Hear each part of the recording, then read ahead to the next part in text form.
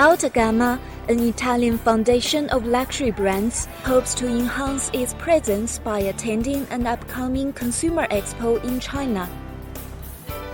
Stefani Lazzaroni, general manager of the foundation, made the remarks in an interview with Xinhua recently.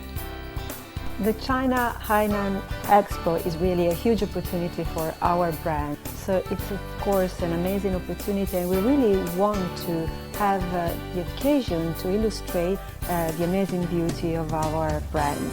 Altagamma Foundation is composed of Italian high-end producers in various fields including design, fashion, food and automobiles.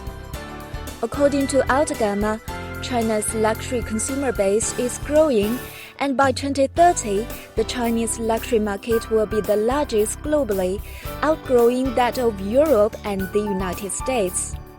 We see in China is a unique opportunity that we don't see so far in other countries. So yes, it's a very special opportunity, this Expo Hainan, to reinforce this message, to establish new connection, and to make sure that the Italian quality, the Italian excellence is rightly conveyed to the country. The third China International Consumer Products Expo will be held from April the 10th to 15th in Haikou, the capital of the southern tropical province of Hainan.